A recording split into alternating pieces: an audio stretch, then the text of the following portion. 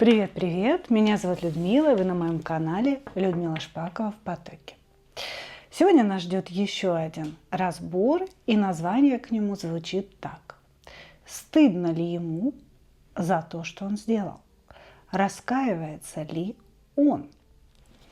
Наш сегодняшний разбор будет на 3 позиции. Пожалуйста, загадывайте ваших мужчин и, конечно же, загадывайте некую ситуацию, да, которая между вами была.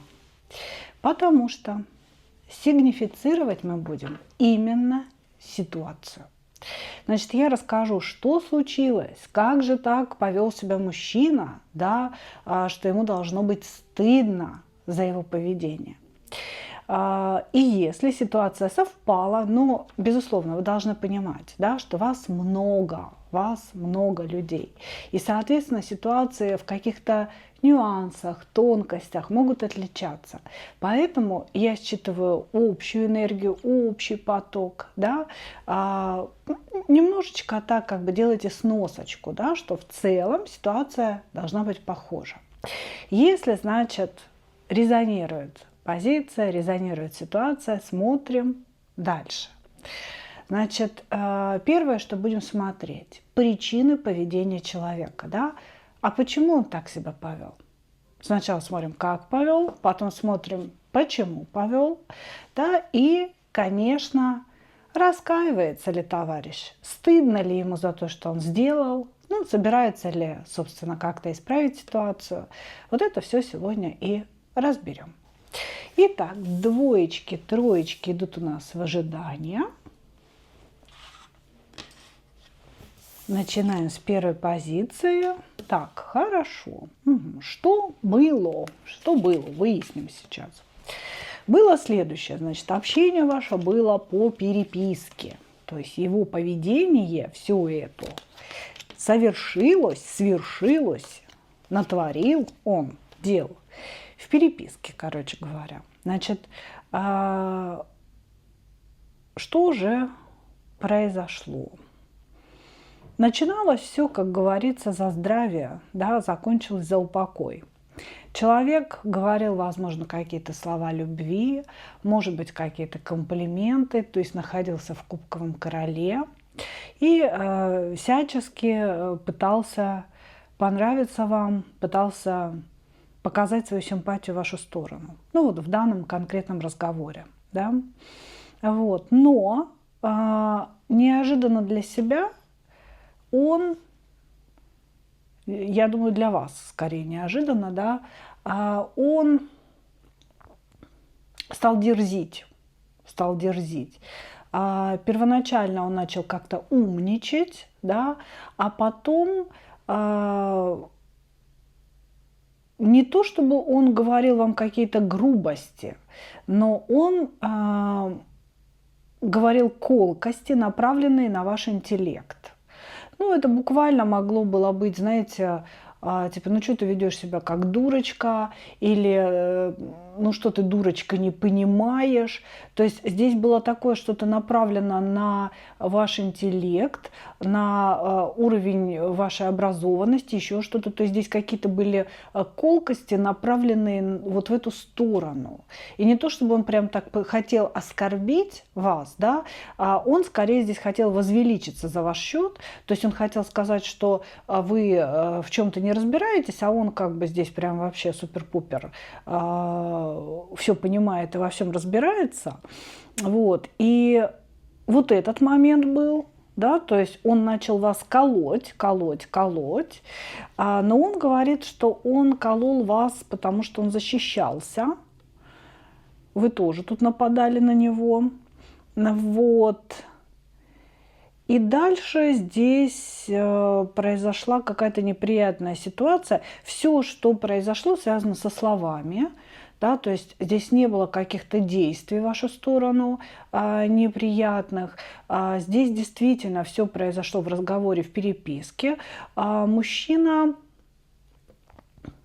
просто некрасиво разговаривал Да, я не вижу скандала, я даже не вижу, что вы там страшно как-то поругались друг с другом.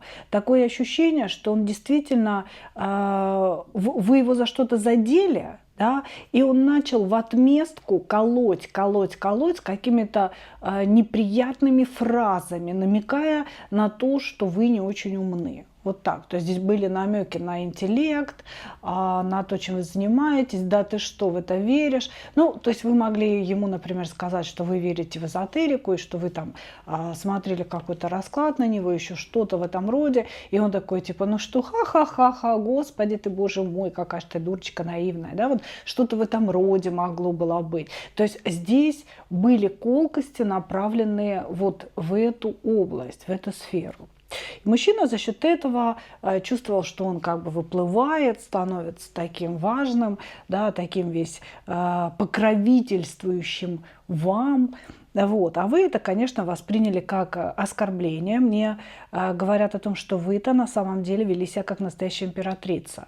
То есть вы или прекратили этот разговор, или сумели его заткнуть за пояс. Вот.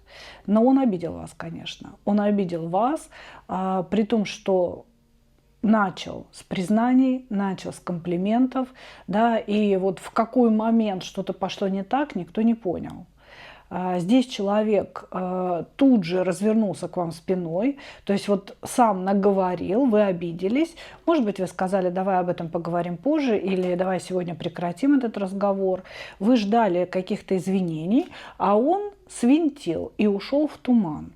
Вот. Я думаю, что, скорее всего, сейчас вы не общаетесь с человеком, но между вами какая-то такая, знаете, тяжелая пауза, невыясненные обстоятельства, невыясненные отношения между вами, и вам в этой ситуации сложно, но вы ждете извинения от мужчины. То есть вы чувствуете, что вы полностью правы в этой ситуации, и вы полностью правы, безусловно. Вот. А он молчит. А он молчит. Так, хорошо, ну давайте посмотрим причины, да, причины его поведения. Почему он вдруг стал себя так вести?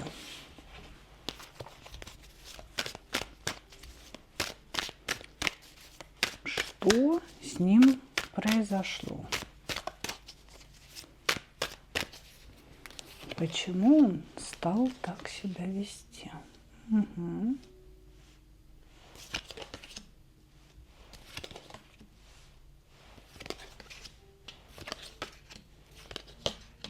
Слышите музыку? Тут у меня соседи нам аккомпанируют.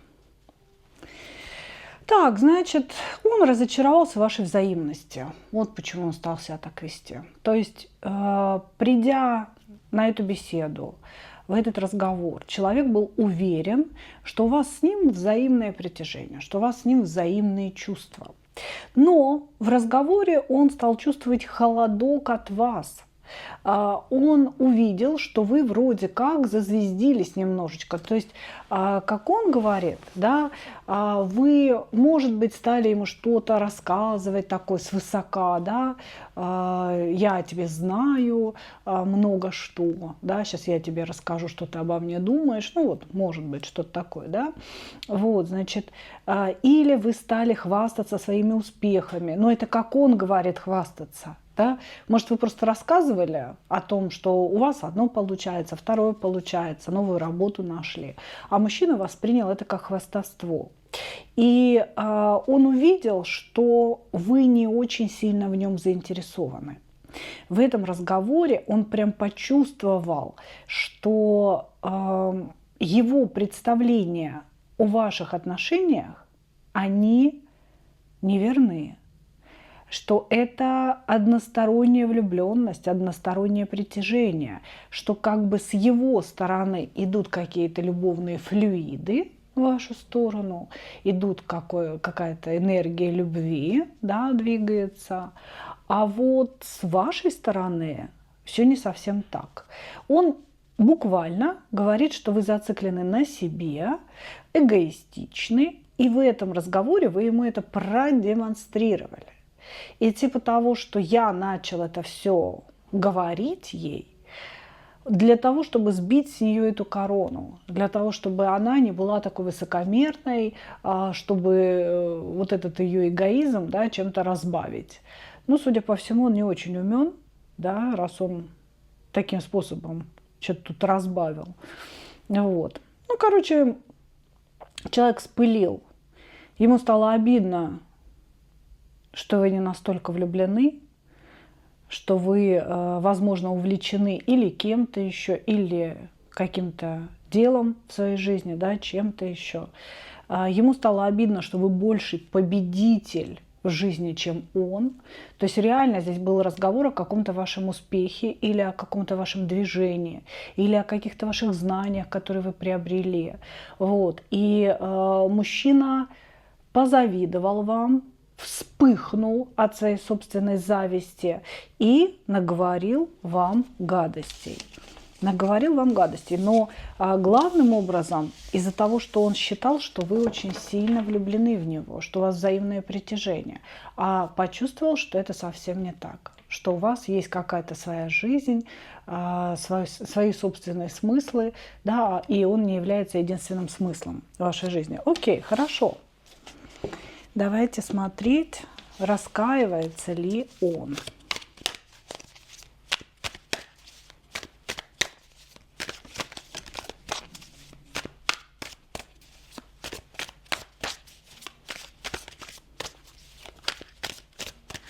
Раскаивается ли он?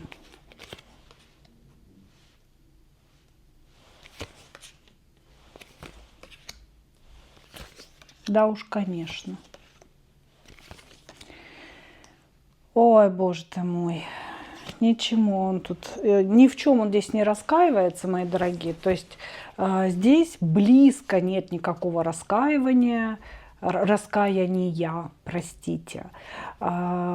И стыдно ли человеку? Нет, не стыдно. Он считает, что он вообще все сделал правильно. Он здесь, значит, абсолютно всезнающий и всемогущий человек. Все, что он сделал, есть великая истина. Вот о чем он нам здесь говорит. Он говорит о том, что вы неправы, вы вели себя как зазвездившаяся королевишна, с которой нужно было снимать обязательно корону. Вот. И типа, и что она успешна, и что у нее там что-то получилось. Не надо было вообще об этом пятюкать, не надо было об этом говорить и упоминать. Как-то так. Ну, знаете, это из разряда «сиди, женщина», да, «сиди, женщина», не пятюкай, не надо ничего тут хвалиться, ничего себе рассказывать, тебя никто не спрашивал. Вот, то есть мужчина ваш на первое место ставит себя. На самом деле, кто здесь эгоистичен, так это он, безусловно. И, по сути, его бесят ваши успехи, и, по сути, его очень раздражает, когда вы говорите о себе и выдвигаете свои требования. Он должен быть здесь во главе угла всех жизненных ситуаций. Поэтому он себя виноватым не считает, ему не стыдно. Как он говорит, раскаиваться ему не за что. И если между вами состоится какая-то беседа в ближайшее время, он вообще считает, что вы должны извиниться перед ним за то, что вы распушили хвост павлиний, да, и что-то там хвалились как-то, или там были высокомерны. Вот, поэтому на контакт мужчина идти не собирается, он о вас очень много думает, Полуния, очень много. Здесь идет какое-то такое залипание, зацикливание на вас, постоянно крутит эти мысли у себя в голове, но к действию это пока не ведет. Да, он крутит, но он в состоянии ожидания, что вы сами напишите, сами позвоните и начнете извиняться. Причем ждет он этого всего весьма самодовольно. весьма самодовольный. То есть он уверен, что вы появитесь, уверен, что вы сами напишете, что вы сами будете искать какого-то разговора с ним, объяснений. Вот, и поэтому он себя здесь чувствует императором, да, в этой ситуации. Типа я прав или прав или прав. Я буду сидеть ждать, сама напишет. Не буду я здесь ничего делать, не буду я проявляться. Поэтому нет, этот мужчина себя виноватым не чувствует. Ему совершенно не стыдно. Благодарю вас, единички. Двигаемся дальше.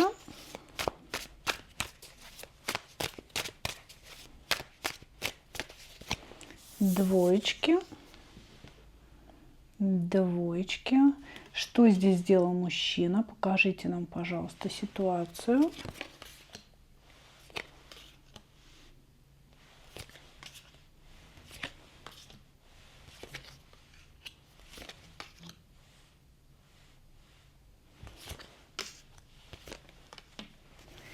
Что здесь сделал мужчина?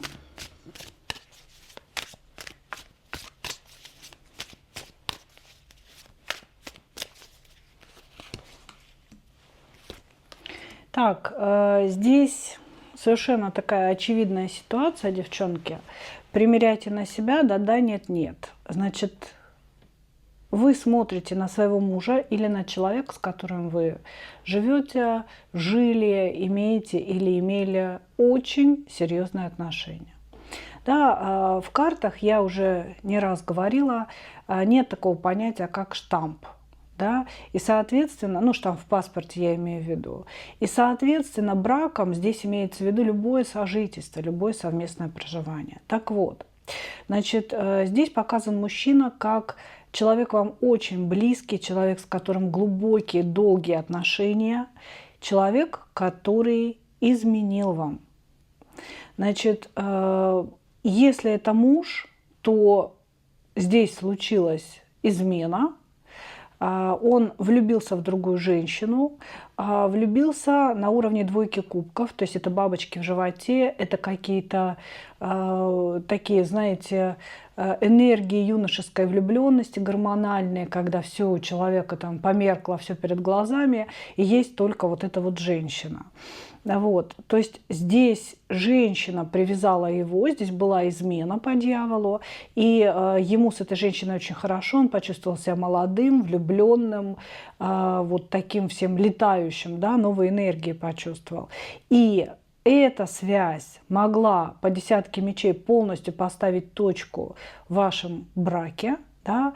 То есть у вас здесь иерофант, десятка пентаклей, то есть все было стабильно, все было хорошо, и мужчина здесь завернул куда-то налево. Да? Значит, у кого-то поставлены все точки, разрушен брак, здесь классика, просто классика жанра. Вот. И вам очень больно от того, что вы пытались сохранить этот брак, вы пытались сделать все внутри этих отношений, чтобы мужчина был счастлив, но вот неожиданно так он поставил вам подножку. Вот.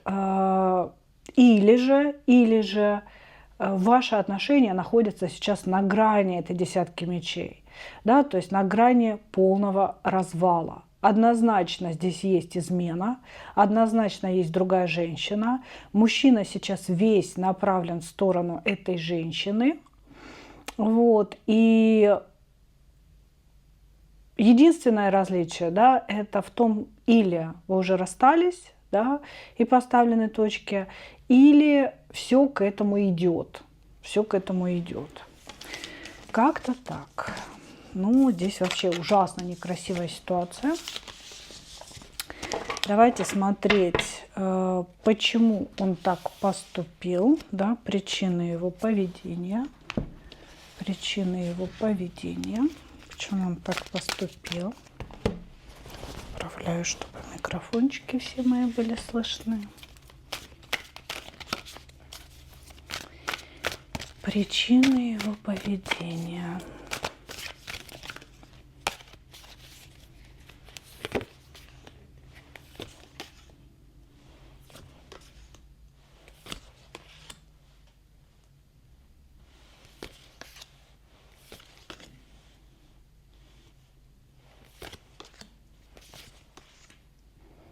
Что, заскучал? Понимаете? Ваш мужчина разочарован благополучием. У вас все было стабильно, благополучно. По тузу пентаклей, по десятке пентаклей. Это называется, у нас все есть, у нас есть семейный фундамент, у нас дом полная чаша. Но полная чаша, ваш дом был, с точки зрения каких-то, ну, во-первых, финансов, да, приобретений, некой стабильности жизни, да, материальной стабильности жизни. А вот с чувствами здесь было все сложно.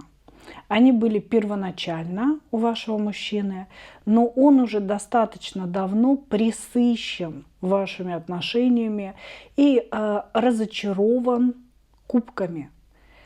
То есть вы создали некий фундамент жизни, может быть, у вас есть дети совместные, вот, вы создали что-то, что вам казалось нерушимо. Но мужчина очень сильно заскучал. Уже очень давно он ничего не чувствует в ваших отношениях. Он об этом говорит. И на самом деле, или у него были какие-то другие женщины до вот этой разлучницы, или эта женщина появилась уже достаточно давно. Потому что здесь идет достаточно долгий период размышлений вашего мужчины, и принятия какого-то решения. Да, то ли я пойду туда, то ли я останусь здесь. Как будто бы он очень долго уже думает на тему своего ухода или не ухода. Вот, значит, то, что до этой женщины были другие, это однозначно, потому что здесь как будто бы он пытался, перебирал и пытался, знаете, в целях какого-то спортивного интереса заводить какие-то легкие связи на стороне. Типа я смогу или не смогу. Он уже давно пресыщен. Он уже давно пуст в этих отношениях. Ваша умеренность, которую вы считали гармонией, для него оказалась обузой. И для него оказалась клеткой. Вот. И он давненько шаги вот эти все делал, предпринимал. Может быть, просто вот эти конкретно отношения, которые у него возникли, его захватили полностью. Вот здесь мужчина, заскучавший, потерявший эмоциональную наполненность, который долго думал о выходе из отношений, потому что ему надоело, он устал ничего не чувствовать.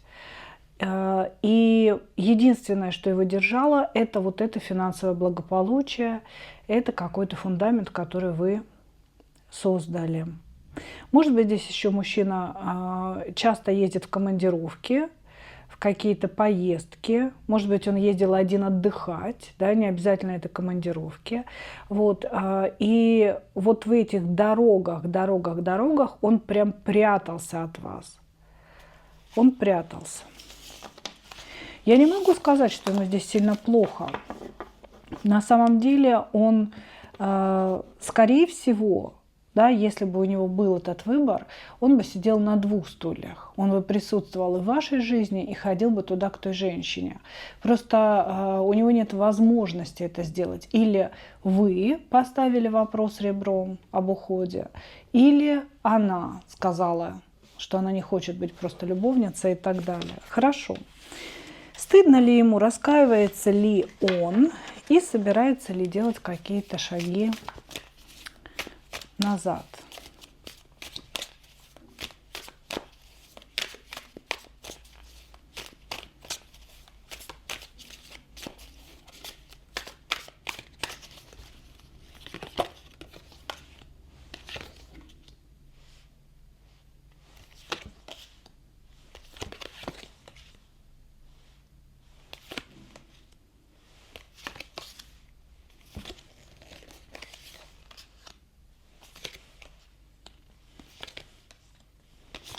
Вы знаете, он говорит о том, что ему надоело жить в пентаклевой зависимости, ему надоело угождать каким-то общественным нормам, что ли.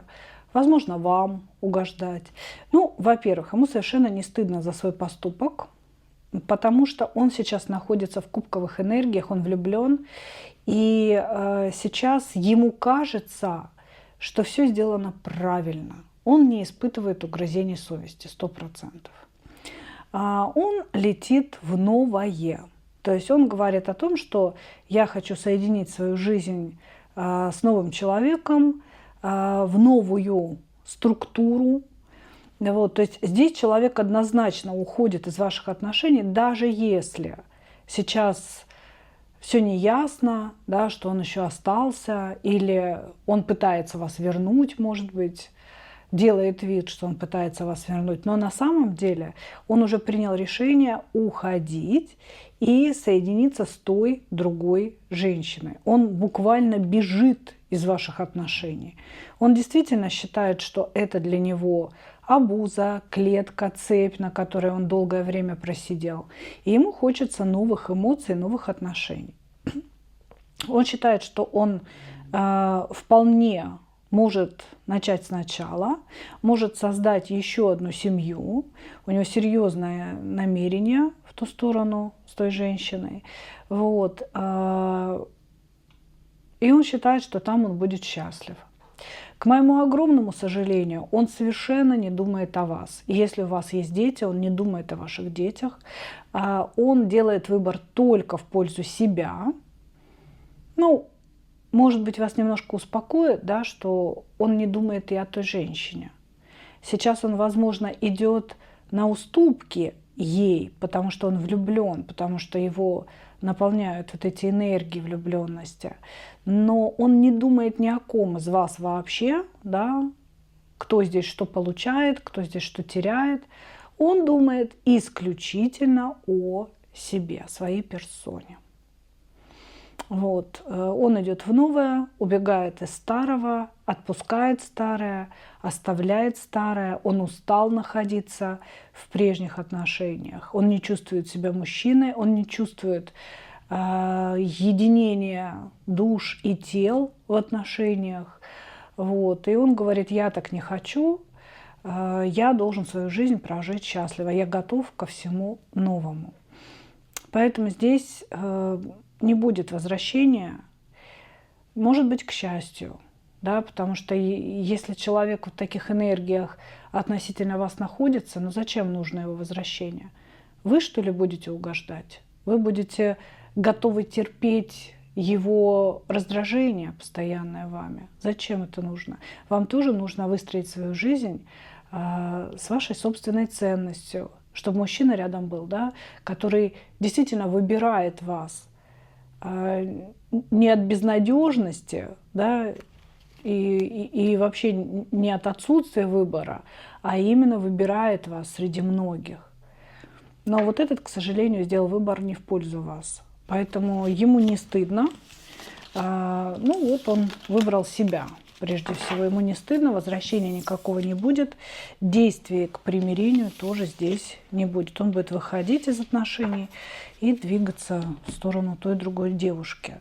Девчонки, понимаете, что мне хочется вам сказать? Это очень тяжелая, наверное, ситуация, но вы тоже должны выбрать себя, да?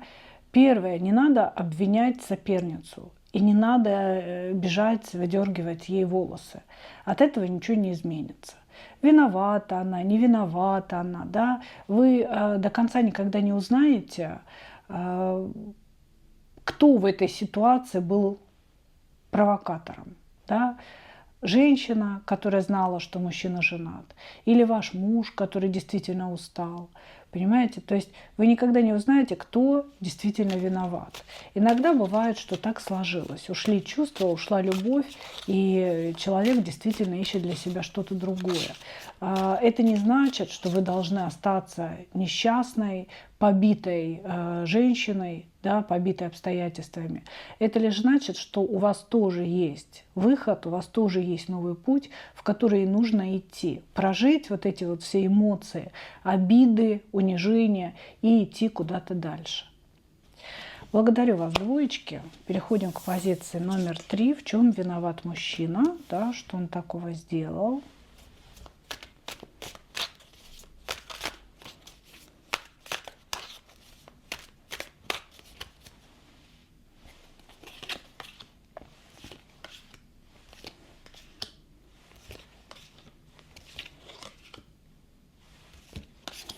Угу.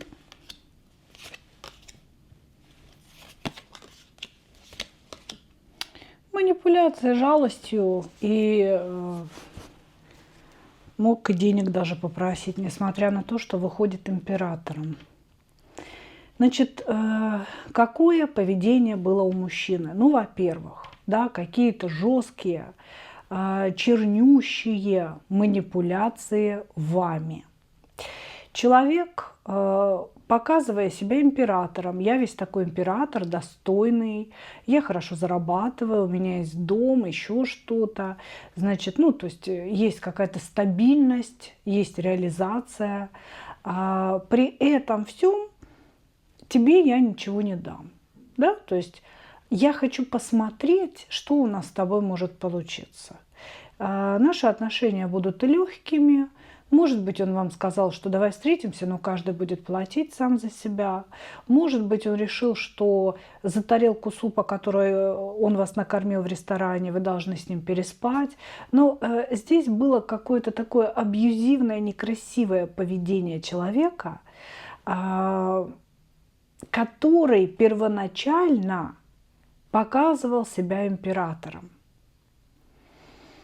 Мужчина жуткий манипулятор. Вот прям чернющий манипулятор. Манипулирует всегда эмоциями женщины, ее способностью к состраданию, эмпатичностью. Да, очень многие женщины эмпаты, такие глубочайшие эмпаты. И вот здесь мужчина вот прям жестко это всегда использует. Вот, значит, в отношениях с вами именно это и произошло. Человек манипулировал. Значит, первое, говоря, что, возможно, кроме секса между вами ничего не будет. Второе, возможно, говоря, плати за себя сама, или я за тебя заплатил в ресторане, пойдем сейчас спать будем. Да? А если ты этого не сделаешь, назову тебя страшным словом тарелочница и так далее. Вот, значит, может быть, мужчина манипулировал позицией жертвы. Здесь вообще на самом деле все вместе показано. Возможно, вот в этом вашем общении, да, когда он провинился, он вообще кидался из пустого в порожнее. И одно сделал, и второе. Везде наследил, короче, во всех аспектах.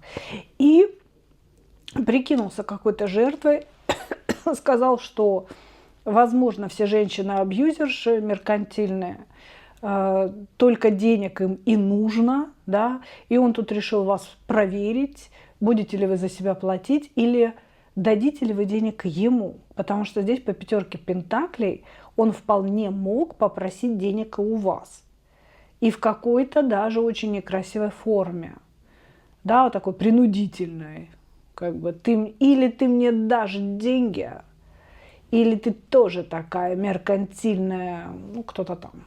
Да? Вот. Значит, вы здесь, скорее всего, денег ему не дали, потому что здесь по двойке мечей вы перекрыли эту его просьбу, да, как будто вы сказали «нет». Может быть, он до этого уже брал деньги, и вы ему сказали «нет», потому что устали давать бесконечно. Ну, короче, здесь история совершенно некрасивая. Чернющий манипулятор, который использует ваши чувства, ваши эмоции.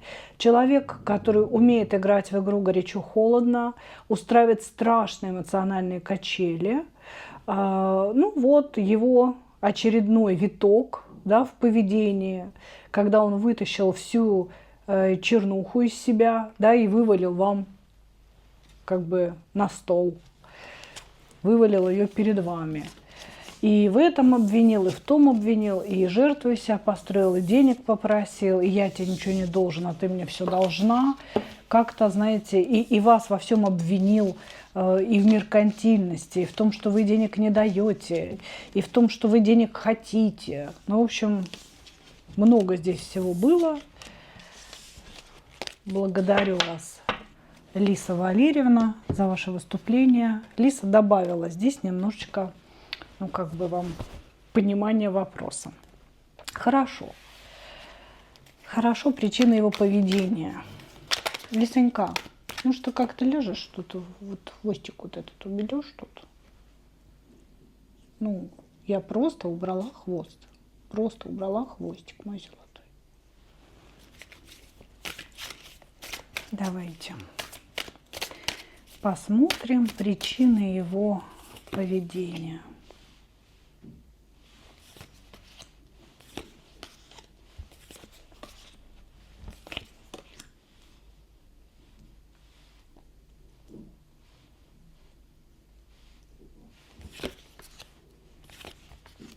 Собака завистливая он. Вот поэтому и причины у него такие в поведении. Значит, смотрите, этот мужчина арбузер чистой воды. Может быть, это какой-то вот прям мошенник. Мошенник в сети, не в сети, в жизни. Это может быть прям классический мошенник, который всегда действует по определенным схемам. У него есть шаблоны в голове, как надо себя вести с женщинами. Да? Он знает, на какие эмоциональные точки надо надавить, чтобы женщина правильно отреагировала. Это может быть мошенник, который выманивает деньги из женщин. Или же это может быть более такая лайтовая модель арбузера, да, который хочет эмоций, жалости, секса бесплатного. Когда, знаете, вот у него что-то не получается, он все время сливает на вас негативную энергию. Есть такие вампирюги, которым вот просто надо слить. Он слил, ему стало легче, а вы это все на себя накидали и ходите, не можете понять, что это у вас, здоровье просело, эмоциональный фон просел. Вот, то есть здесь мужчина, который ищет себе жертву. Жертву. И жертвой здесь может быть и источник денег, да, и источник энергии, и источник сексуальности. Он может, допустим, от разных женщин требовать разных вещей. Вот. Значит, почему он так себя повел? Да, почему он вообще как-то некрасиво себя повел, устроил еще один виток эмоциональных качелек? Вот. Человек считает, что ему очень тяжело жить, а вам очень легко жить. И что вы должны и обязаны ему помогать. Это его жизненная позиция. Значит, он вам позавидовал, то есть здесь есть зависть некому вашему состоянию солнца. Вы человек так, ну, во-первых, вы колесничий, вы туз жезлов, да, вы человек, движимый какой-то идеей, вы постоянно что-то делаете. Вы крепко стоите на ногах, вы знаете свои цели, вы их ставите и к ним идете. Может быть, даже в одиночку. То есть вот вы такая, знаете, один в поле воин. Человек, который может в одиночку сделать все, что угодно. Но это, конечно, не совсем в одиночку. Вы лидер и умеете организовывать людей. В этом вот ваша ценность очень великая. Значит, и вы умеете создавать себе состояние счастья. Вы умеете, первое, радоваться малому, да, по солнышку, а второе, создавать себе это состояние счастья, создавать праздник. И вы, видимо, демонстрируете этому мужчине этот праздник жизни. Вы ему говорите: поднимайся, поднимай свою попу, работай, двигайся, и Господь Бог и жизнь обязательно тебя за это отблагодарит. Ты увидишь, как развернутся какие-то возможности, но главное двигаться. Возможно, вы его успокаивали. Возможно, вы ну, конечно же, из каких-то лучших побуждений, да, с ним беседовали на эту тему. А он это воспринял как некое понукание, как некое уничижение его достоинства, да. И знаете, как это было? Типа, мне и так тяжело жить, а ты мне тут тыкаешь своей успешностью, ты мне тыкаешь своим счастьем, ты меня успокаиваешь, ты что, не понимаешь, как мне тяжело живется, какие у меня жизненные обстоятельства, ты должна была проникнуться этими обстоятельствами и просто помочь мне, простите, или помочь финансово, или энергетически, или успокоить его как-то. Я не знаю, что он имеет в виду, да, но вот типа того, что я не требовала от тебя каких-то советов, я не ждал никаких советов, мне не нужны твои советы, мне не нужна была твоя поддержка. Могла бы просто денег дать, откупиться от меня, или могла бы просто переспать со мной, да, от тебя требовалось только это. А ты тут начала свои увещевания наваливать мне в уши. Вот, то есть здесь человек был зол на вас, разозлился из-за вашего состояния счастья, из-за вашего света, из-за того, что вы сияли изнутри какой-то такой энергией радости, благополучия. Вы ему говорили, что все плохое пройдет, главное двигаться, главное не стоять на месте, главное быть вот в этом потоке, да, вселенских энергий. А если ты лежишь целыми днями, нифига себе не получится.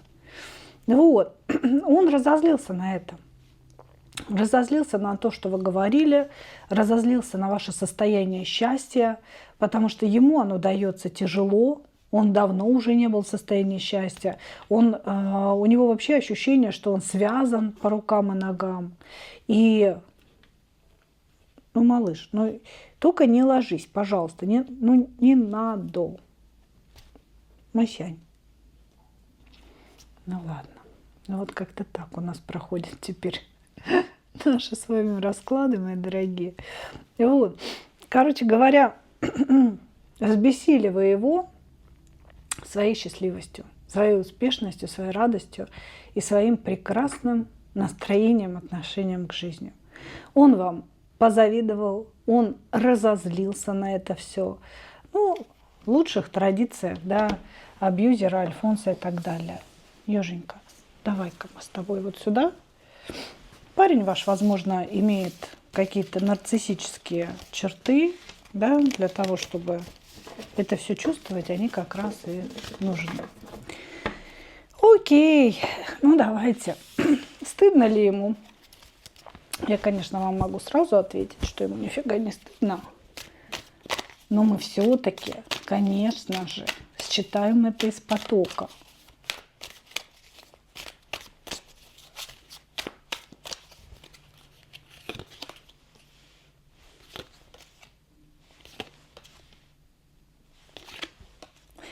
Ему не просто не стыдно, мои дорогие. Он ловит кайф.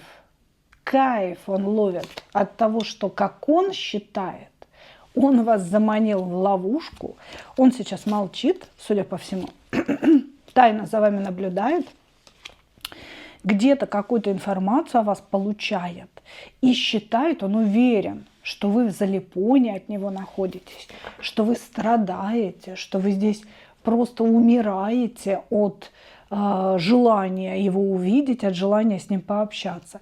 Здесь человек намеренно держит дистанцию, намеревается продолжать это делать для того, чтобы воспитать вас, для того, чтобы вы вели себя так, как ему выгодно, да, и не строили из себя здесь великую императрицу. Вот что он делает. Ему не просто не стыдно, а он считает, что он в высшей степени классно играет свою роль. Он не говорит о том, что он прав. Он говорит о том, что я классно играю роль. Шикардосно держусь просто. Вот пусть она сейчас побегает, попрыгает, пусть она сейчас здесь пострадает из-за меня, потому что я знаю, что она в залипоне, я знаю, что она хочет общаться, я знаю, что она мною одержима, прибежит как миленькая сама. Вот о чем он здесь говорит. Вот, мои дорогие, вот и задумайтесь, пожалуйста, что вам делать, а что вам не делать. И это воспитательный процесс. Здесь вообще не идет роль ни о какой любви. Вы есть источник для этого человека, вы для этого человека жертва. Ну, во всяком случае, он пытается из вас эту жертву сделать, да, а быть ей или нет, это уже будет ваш собственный выбор.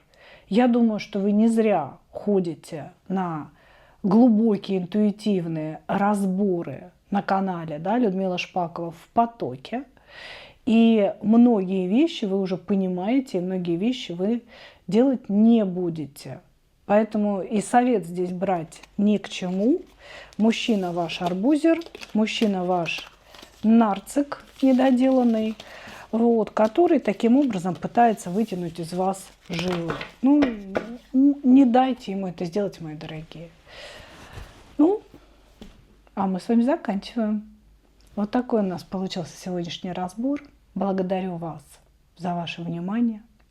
И, как обычно, хочу пожелать вам только одного. Встретить свою настоящую любовь и не потерять в ней себя. Ну а мы увидимся с вами в следующих видео. Пока-пока. Ну что такое?